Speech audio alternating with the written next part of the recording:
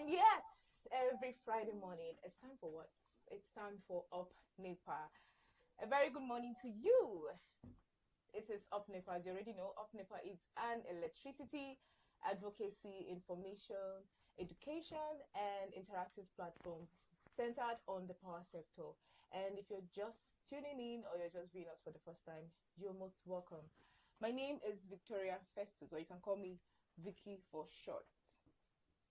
Good morning once again. And this morning, of course, I'm not going to be rolling this boat alone. I have beautiful, delectable ladies joining me on this show this morning. Good morning, ladies. Good morning. Good morning. Okay. My name is Corey. Okay. You're not going to tell, you don't have a vibe for today. Avi, you're sorry marginalizing from the beginning of the So good morning. I'm also here. My name is Justina. So we are all the studios full this morning. Self-introduction. Yes. Okay, since it's self-introduction, so let me go on and introduce myself, Abi. Okay. All right, so my name is Corey Balogun Kolo, and I am sincerely honored to be sharing the studio today with our very wonderful and beautiful Vicky. Okay. Always glowing. All right, and with Baba Up Nepa, so that he will not say marginalize you. And also with Justina and Shishana. We are so honored to be here. Today is Friday again, and we are happy to be here this morning. If this is your first time of joining us, we want to say a big welcome and thank you for joining us. We are on Facebook and we are on YouTube. So you can search for us at UpNepa_platform on both Facebook and YouTube, and you would find us. Please do not stop there. Like, share, comment, subscribe, and also follow us. Now, after doing all those things, there's one more thing I want you to do. Hit on the notification button, because we post things every time. We post things regularly, and we want you to be one of the very first to see the things we post. All right, I just wanted to introduce, Baba Nepa's, entry. It's official, right? I just wanted to. Good morning and welcome. Special introduction. Today that is with us. So let's get ready. Our pen and paper ready for. When I was growing up, they said the patient dog is the fattest bone. I saw the patient that was munching on corn. They'll finish it on their bone and leave you. Who wants to throw bone now? All right, Vicky, it's a pleasure being here. I'm glad to be back in the studio once again. You're welcome. You guys are doing a good job. Well done. Thank you. Thank you, We are sir. blushing. Thank you very much. Okay, so today's episode is going to be, packed full. But before we talk about, I hope our audience are getting ready. If you guys know what Up Nepa is cooking for you, right? With the biggest pot ever. You just rush and follow us right now if you have not followed us. Up Nepa is cooking something special. When there is a special delicacy, you just get your plates and your cutleries and get ready to be served, right? Yes. And it's a social media news series called Controversial Me with Sefia Dari Sharif, our own chef, aka chef. So come ready and watch out for Controversial Me. Yes, it's going to be aired on our Facebook platform, WhatsApp, Instagram, TikTok, Telegram. We are now. Just search Up Nepa. Yeah, I think we should emphasize on that. It's on all of our social media handles, every single one of our social media platforms. So please, from now, as you're listening to us, go ahead and follow. And don't just follow. As I said earlier, we want you to hit the notification button, because I think it's going to come up every Monday, right? Yes. So when it comes up, we want people to be, we want you to tell us, because this Controversial Me now is not just, when you hear the name controversial, you think that, okay, maybe we're bringing up things that are not necessarily right. No, everything that will be coming up is fact-based, and the sole objective of addressing uncomfortable truths in the power sector. There are things you think are okay. There are a lot of things you think are okay with the electricity sector. Now, what Controversial Me is going to do is that it's going to bring these very truths to you. Some of them may be uncomfortable to you, because there are a lot of things we do as Nigerians that are not right. Yeah, something that you still insist that it is. Yes. That is a lie. Exactly. So you can even tell in our comment section, this thing you have said is a lie. Yes. I disagree with it. But the good part is that it is fact-based. So if you're going to be if you're going to be telling her that it is a lie, make sure you're coming with your facts. I can't wait. I can't wait for too. this week. I can't wait to see The what energy she's people- bringing the there. energy, fact. like, and I can't wait to see what people have to say about the power sector, because there's a lot. When it has There's to a do lot. A power lot of people are bitter sector- about the power sector, and then trust us. Guess Ah, It's what? out of the Guess window. what? As I told someone this week that okay, have you heard about up? I said up Nepa. That when there is down Nepa, which up Nepa? I'm like, are you serious? Everybody's just having this misconception about electricity but hey, come ready to argue. Come, Soul Chef is waiting. Come for with you. your points. Come with your points. Okay. So it's going to be an intriguing moment this morning, and like I said, today's program is packed full, and as we will be addressing a matter that is associated with hydropower generation during rainy season, and this is the excess water in the dam that sometimes must be spilled, and which may result into flooding. So while you are enjoying electricity in your homes, enjoying it in your offices, enjoying it at workplace, there are people, there are communities that are paying the price. And there are commission also that are walking around and making sure that this burden are not much on these communities. They're making sure that they are safe, they're making sure that everything goes smoothly. And one of these leading commission that makes or ensure that the host community for hydropower generation is carrying out its duties and responsibility is the Hyperdeck.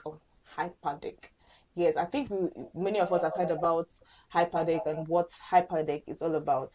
So, but unfortunately, this morning we're supposed to have a representative from Hyperdeck to enlighten us more or tell us what Hyperdeck stands for and what is their major role or duties. But now, that dying minute moment. Well, we are still expecting him. They've not officially told us they are not going to be around. Or have they? They have not. Okay, but, so we should still be expecting them. they'll join us soon to before our join time. us soon. It's almost up. Yeah. Okay. We still have a short time to go. It could be hold up. We pray that all is well with him. Amen. Okay, Yeah. because there's Yeah, no because- other seminar. Yes. We are supposed to have Engineer Ilyasu, the Director of Operations. Yeah, so we should be we are still expecting him in the studio. And we hope that they reach out to us to tell us maybe if they are coming or if they're not coming, but it's fine. Well, during rainy season, everybody's so relaxed and everybody's just suspicious about electricity. But while people are enjoying this electricity, there are communities that are facing, whenever there is excess water during rainy season, the communities are facing losses, their vegetation, their plants, their crops, their family, and their lives too. But that is why we hope that our guests join us so that they will tell us what is the role of Hyperdeck when it comes to hydropower generation and excess water spillage and so on and so forth. But Hyperdeck is not here. But one thing I'm happy about, Baba Nepa is here. So I think Baba Nepa is going to put on. In fact, let me not even say Baba Nepa alone. Baba Nepa and Justina are here, so we are balanced. We can, we get backing. My pen and paper is ready in case. I don't understand. Baba Nepa, once you are around, we are happy. Everything is sorted. Anytime you want him to be around like this, give you something you can write. I should be paid consultancy fee or sitting allowance. Okay, Baba Nepa, let's do it like this. And thank God they even came around today. Exactly. Like a senator. So it's good he's around. Basically, one of the things we see, just like we've seen that there's been improvement in power supply, that's electricity supply to many of our loads, that's the homes and offices and industries. Yes, that's true. But part of that electricity supply comes from hydro.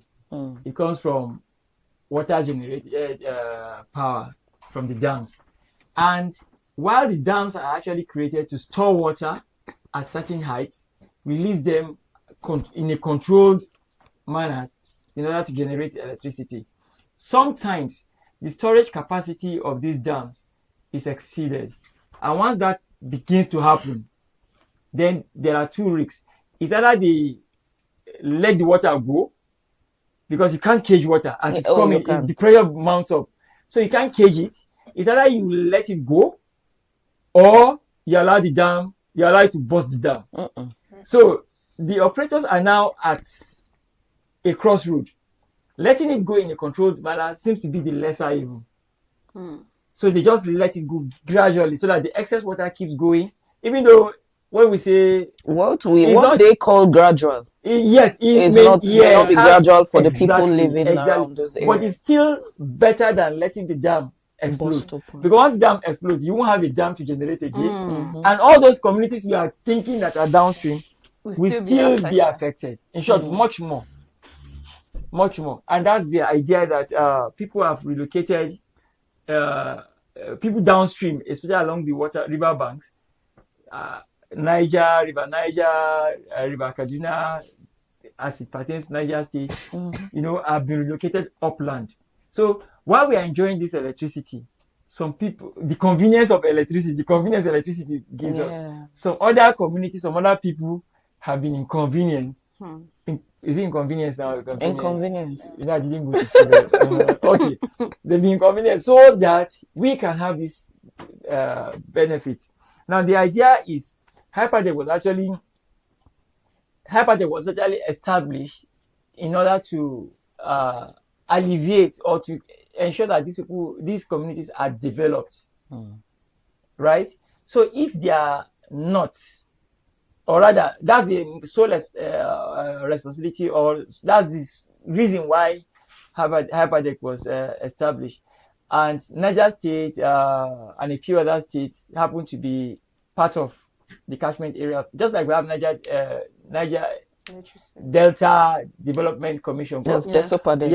They attend to Niger Delta region, oil producing regions. So Hyperdeck attends to hydropower generating areas. Okay. So that's basically what they are supposed to do, and that is the reason why it is important that the officials of Hyperdeck are able to explain this to us better.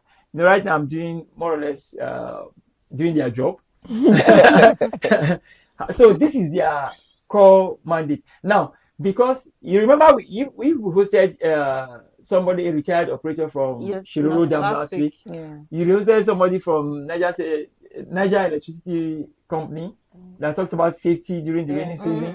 So I think another episode people talked about transformers that are exposed and all that, all relating to safety. So these are issues. Now, what we wanted to actually address is what is Hyperdeck's role in all of this?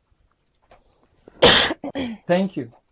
Then also, I think despite the fact we are considering Hyperdeck, but the communities also needs to be put into consideration. Can you imagine just giving your home, everything you think about, you know about, and just move. And you're asked to move. And you know, Niger State, especially most of these areas, they are predominantly farmers or fishermen, and some of them are still, when this water is even released, some of them are also still being caught in the waves because they still want to go downstream, even though they are living upstream. They still want to go down to fish, to check their farming, their crops, what they have planted, or even plant, because they feel that place is more fertile than wherever they are. So it affects. I can't even think of how much it affects them, and we hope that this is also taken into consideration when they are being. Okay, I think we have Malanura, the PRO for Hyperdeck. Oh, he's joining us via phone call. Okay. So we should have him say some things about Hyperdeck. As I said, we are still expecting the director operations. All right. Yeah. All right. Okay. Good morning, sir. Good morning. You're welcome to Nepa. Okay. So, sir, for the benefit of those that do not know what Hyperdeck is and what it stands for, can you briefly enlighten us about what Hyperdeck is, their core mandate, and why it was established?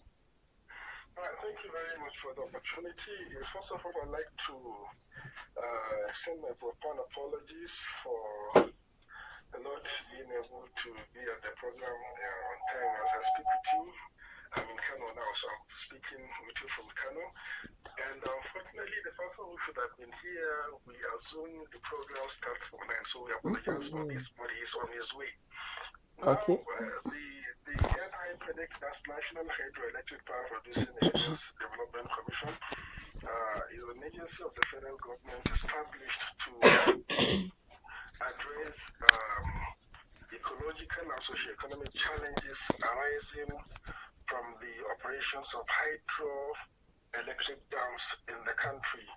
This covers communities that are both at the upstream and downstream of the dams that provide electricity in the country, and also those communities that are affected by rivers that are tributaries to major rivers where these dams are established. Our core responsibility is to ensure that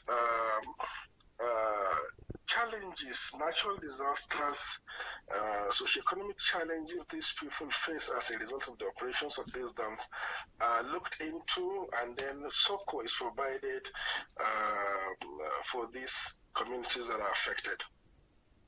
All right, thank you very much, sir. All right, sir. Thank you very much for reaching us via phone call. I'd like to know what states fall under HYPERDEC coverage, and in these states, do you work with the federal, with the state government, the local government, and like community heads to make sure that people who are relocated or have to relocate have a better living condition? Yeah, we currently operate in 10 states. Initially, we started with 6 states of Benue, Kebbi, Kwara, Kogi, Niger, and Plateau. With the amendment of the National Electricity Act in 2023, states like Kaduna, Nasarawa, Taraba, and Gombe were added. So now we operate in 10 states. And talking about engagement, in whatever we do as a commission, we engage state and local government councils because we believe in bottom-to-top approach. We don't sit in our headquarters and initiate projects and programs. No, we listen to the communities, we listen to relevant stakeholders who will tell us what they need and how they want it, then we engage them. Then talking about advocacy, currently in these 10 member states, we have teams of professionals from the commission that are currently on advocacy and sensitization campaigns on flooding and its consequences. This phase is a follow-up to the initial, phase that was flagged off about 2-3 months ago. Okay, thank you very much on that, sir. But to address a common concern, during every rainy season, hydropower dam release excess water. Should our attention be focused only on controlling the water itself or helping the people live more safely with it? Thank you very much. We have efforts we're putting in place to address the problem from its roots. This involves construction of flood control infrastructure to channel the water properly into the main rivers to avoid incessant flooding in our communities. Also, we are constructing resettlement housing schemes across our member states. Like in Niger State, we are constructing 150 housing units in Muregi. We are, I think, around 90% completion. We are in talks with the Niger State government. Anytime from now, that project will be commissioned. In Keso, we have constructed 80 housing units in Shiroro area, like Galadima, Kogo, Lai, and one in Jita in Munya. We are constructing also these same housing units. The essence of this intervention is to persuade these people that are prone to flood in the area to move to upland, to move to safer grounds where they can be conducting their businesses not too far away from the river, but where they would be safe from the dangers of recurring flooding. All right. We are happy to know that there's a lot of work going on for people who have to be relocated. It's quite commendable. But then I would want to know, at what point does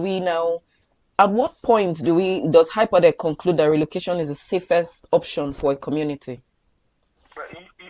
When you experience flooding year in, year out. It's clear that you're sitting on a plane that is meant for water. So there are communities who have suffered this menace for over, just mentioned for over 2 decades. I think this issue of disturbing flooding started somewhere around 2010 as a result of global warming. And there are communities that are often threatened by this menace every year. There are communities that have been washed away completely. So any community that we know is sitting on a floodplain is considered a community that should be relocated, and we are putting effort to ensure these communities are moved to higher grounds. I know state governments who have been making effort, like where we are constructing the resettlement housing scheme in Niger State, that is Muregi. Niger State government started that initiative by dedicating a piece of land, putting in place certain infrastructure to ensure that these communities are moved to safer grounds. So communities that are prone to flooding year in, year out, communities that have been washed away by flooding, these are the communities we consider that needs to be relocated to safer grounds. All right, thank you very much.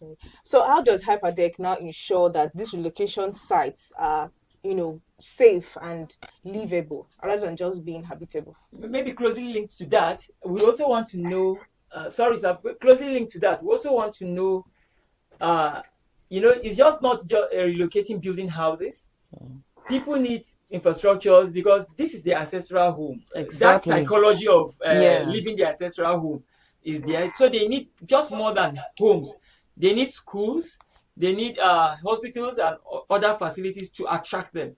And then their economic well-being. If they are living lowlands where they are familiar with either farming or fishing, and you are telling them to come uplands, you also give them land to help them with their economic activities for sustainability. Thank you very much for this question. Definitely, before you cite a relocation site, you must be able to have expert position that this place is safe. There will be no day to be submerged. That is number one. Number two, in terms of putting in place infrastructure that will attract them to even move to safer grounds, in each of these relocation sites, especially where the houses are more than 50, you will have a school there. You will have a clinic. You will have even worship centers. You will have potable water. All these are put in place to entice people to relocate to the safer grounds. Where the houses are not up to this level, you find them being situated in an areas where they are very close to this infrastructure. There is no way you will ask people to move to safer grounds when their access to basic social services are not guaranteed. So that's guaranteed. Then secondly, we consider places that are very close to where they can go and engage in their economic activities. So wherever we are setting off a housing scheme, it will be where they can move, go and do their farming, their fishing within a day and come back as usual. You understand? Then we are also looking at coming off with support in terms of their businesses, be it in farming. We support them with farm inputs and implements so that we encourage them to produce more. Then in the fishing, I know the Director of Operations, which the Director I believe will soon be joining you, he will explain to you the effort we are putting to see that we support these people to engage in modern way of farming, for growing their fish. Okay, still closely links to the previous question. Yeah. We can't write off the fact that these people are living their ancestral homes. Now, there's a tendency to want to go back after the flood, or even probably just to watch out, and when the flood has gone down a bit, they want to go back now. And then some of these areas have been insistently over the years affected by flood. How do you sensitize these people to make them understand that this move at some point may become permanent because of, like you mentioned, global warming? It has really greatly affected the flood, as you said previously. So how do you make these people understand that we understand that this is your ancestral home, but at this time, going back may no longer be an option? Yeah, I think the question of ancestral home is very central. These people are people who have made a supreme sacrifice. Like where I came from, I cannot trace where the grave of my great-grandfather is. You understand? Wow, because okay. we have been asked to move to allow for the establishment of the reservoir for the Kanji Dam. You understand? It's something that we are going to live with as a people living on the banks of these rivers. But then you can only live and you remember your ancestry when you are alive. True. So That's definitely true. we engage these people, we keep talking to them. Sometimes they can tell you, from Riverine community, I know fishermen especially are the most difficult people to deal with when it comes to change. But still, it's the only way. There is no two ways about it. We have to convince them. That's why we engage the traditional institutions, the relevant stakeholders in the communities to show them the essence, the imperativeness of them moving to safer grounds. So we are engaging with them, and we engage them at each level of the project implementation, and some of them are willing to move to the safer grounds, and some of them will be persuaded the more for them to be able to move, because the point here is you have to live to claim the ancestry. All right. Okay, thank you very much, sir. But sir, let's look at in terms of preparedness and early warning. How are communities warned before floodwaters are released? And is it that should every household do what should every household do once there is this warning? Yeah. First of all, we engage the mass media. The mass media is our number one tool in sensitizing people. Currently, if you listen to radio stations, our jingles are being on the air, warning people of the dangers of flooding. And that's number one. Number two, as I did mention, we are currently on a follow-up advocacy where we go to the hinterland, so these communities, and engage them, tell them what is expected of them before flooding, what is expected of them when there is flooding, and even after flooding, what is expected of them when the rainy season is setting on. They should move to safer grounds. That's number one thing one should do. Number two, we keep telling them to avoid doing anything that will obstruct the waterways. Okay. In major settlements, like urban areas, we tell them to avoid obstructing drainages and culverts. You understand? So it's a sort of advocacy on avoiding the floodplains, and also avoiding anything that will obstruct the water flow, because water will always find its way, and it seems to be the most powerful thing when it comes. All right, thank you very much for that. Talking about building sustainability for people, are there any development programs ongoing or Hyperdeck is initiating for any skill or training for these people, especially the youths in the community? Yeah, our intervention cut across basically almost all sectors. Like in the area of empowerment, we have what we call youth transformation programs, where youth are trained on various skills to be self-reliant, and also provided with startup kits for them to establish their, businesses. We also intervene in the area of education, healthcare services, agriculture, as I did mention, and also, as I did mention, flood control infrastructure. Our intervention cut across all sectors to ensure that the living standard of these communities, is better. All right, thank you very much. Okay, so before you go, one last question. So, what would you tell, or how would you convince a family living in a flood-prone lowland not to return there during this rainy season? What would you tell them? Well, to be honest with you, there are communities that you can convince to relocate completely because they have seen the dangers. Like there are communities that 70% of them have been washed away by these rivers as a result of annual flooding. So these communities, you need only little effort to convince them that they have to move to the safer grounds, because they have seen their neighbor's house, their maybe businesses, places being taken away by the water, all with their own eyes. But there are communities, all you can do is to be able to convince them to move to safer grounds when the rainy season is over, when the dams start releasing the waters, they go back to. their homes for the businesses. If we can have this even understanding with some of these communities, that once it is rainy season coming in, we move to the safer grounds, we move to this housing that you provided for by Hyperdeck, and when it is dry season, when the rain season is over, or when the dams are no longer releasing water, so we can go back and live there. It will be a plus for us. But there are communities that definitely you need just little effort to convince them to move to safer grounds. All right, thank you very much, sir, for those wonderful insights, and thank you for joining us into this episode. We appreciate, but we just have to open our phone line so that our audience could also contribute, and if they have any questions to further. So thank you very much. Okay, to join us here in the studio, the number to call is 0903-8808-883, 0903-8808-883. Let's hear from you. Do you live downstream of any hydro generation dam?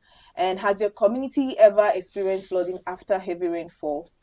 Also, if there are any warning signs where you relocated, just share your experience with us and let's hear from you. Thank you very much, sir, for joining us once again. We appreciate your contribution. Have a wonderful day, sir. Thank you so much. It's a pleasure. Right. Okay, don't forget you can drop your comments on our social media platform on Facebook at UpNepa Platform and on YouTube at UpNepa_platform. Let's take our first call for today. Hello, good morning. Hello, good morning. Let be at the lights. Good morning.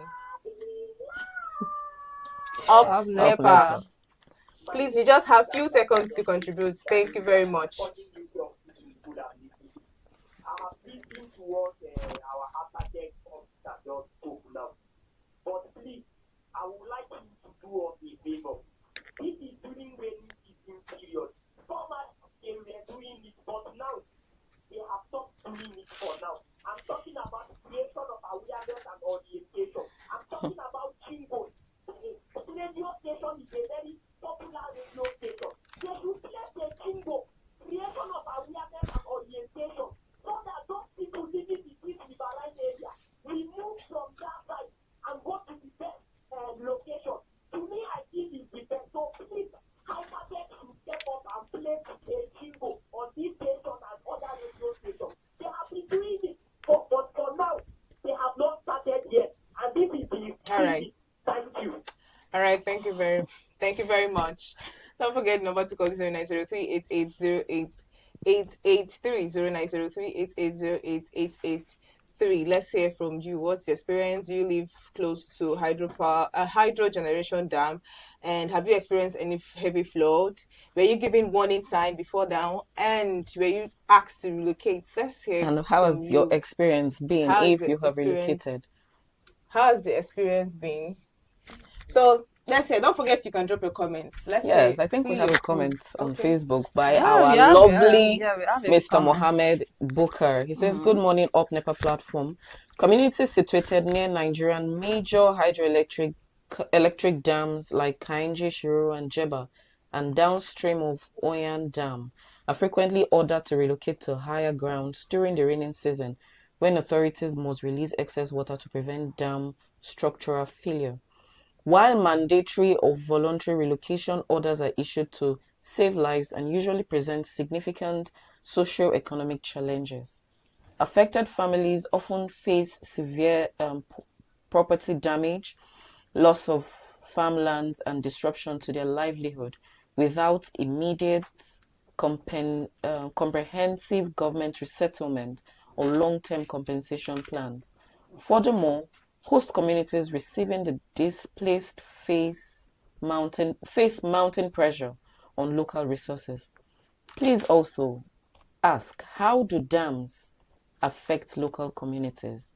If too much sedation is stored, the natural balance of the river downstream can be changed, affecting people, wildlife, and plants as far away as the river estuary.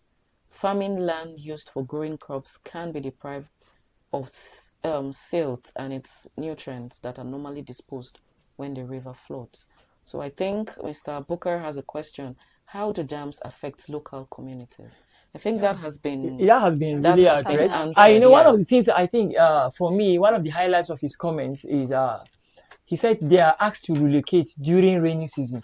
Is it that they relocate during rainy season and then go back after rainy season? You know, that's one of the things I think. Yes, that was what when I even was talked trying about to the address. ancestral years. You know, this tie to their economic well-being, to their ancestral homes and all that. So is it that they relocate to the new facility during rainy season and then have to go back afterwards? They have to go back, or I think Madam Bruka should make it clearer for us. Let's know what exactly is the situation. Mr. Noah that called explained it also. He explained it. He said that most of them, that there are some communities that you mostly try to persuade them during that rainy season to move to the site prepared for them, and most of them after the rainy season they move back. So he explained it. Yes, that they are always very difficult to convince. Yes, he talked about fishermen being the most difficult to accept this change. So mostly after the rains they go back. Oh, so that means we still have a long way to go. We still have a long way to go. We still have a long way to go. Well, he gave an example of himself. I think he said he grew up in a Riverian area. And then he said when they wanted to construct, they had to give up their land. I think if it was a situation like that, a lot of people, well, where are you going back to? But then since they still have their houses there, and it is what they are used to, is what they have grown up with, I think it's going to be quite difficult to convince people to have a permanent move. Another question is, okay, I think that's something we might need to still ask them. If you now move downstream when the rain comes, when the rain stops, and you are now going higher ground when the rain comes, is that your house? Is it still there for you? No, that is if the flood does not wash it away. No, not their house on the downstream. Okay. The resettled, the house that was given to them. Will it still be there, or another person would have taken it? Then, or you know that your house is number 2, and so when it's time you go to number 2. So is that fixed? Or if you are going, you still need to do documentation and they allocate you to another house. I suggest we need to have some of these discussions with Hyperdeck officials. Even if it means having an exclusive interviews with them, if we should try to fix that. Oh yeah, we'll work around. We'll work on it. Yeah. There's a whole lot they need to tell us how the operations and all. All right. Okay. Wow, our time is already up, and it's been a wonderful time. Thank you for your contributions once again. And for Baba up Nepa. Thank you. You're calling me first this time around. It's necessary. We agree. We all agree. Thank you very much for joining us. And my beautiful Kerode Kolo and Auntie Jazz. Thank you very much. So glad to be here. I've missed Apia. It has been long. Actually, you know what? Next week, she should be. In fact, she should be the only one here. You don't see me. You put those. She should host next week. Okay. All right. And if you don't go, we'll call you. You will host from phone. All right. So as we close today's program, we should bear in mind that the convenience of electricity we enjoy from hydropower dam has and is still inconveniencing some who have had to be relocated. And let's not forget that resilience is a shared responsibility. While the government can provide infrastructure, Hyperdeck can coordinate development and support. Community leaders can mobilize their people, but ultimately every family must make the choice to put safety first. Yes, that choice has to start with you, right? And we all have a role to play here in staying safe during this rainy season. It's been a wonderful time, and thank you very much for generous commenter always. Thank you for commenting, and to those that called. For those that called, we want to say thank you. Unfortunately, we can't take any other call because I can see our line is still buzzing. We can't take another call because our time is already up. But we always tell you that you all make this show effortless. You all make this show effortless. And to our guests, Rua, Malam, Nura. Nura. Nura. Thank you for joining us. Please don't come from you. Thank you very much for joining us. And to all our audience, thank you and have a wonderful productive weekend. Up Nepa. Let there be light. lights. Bye.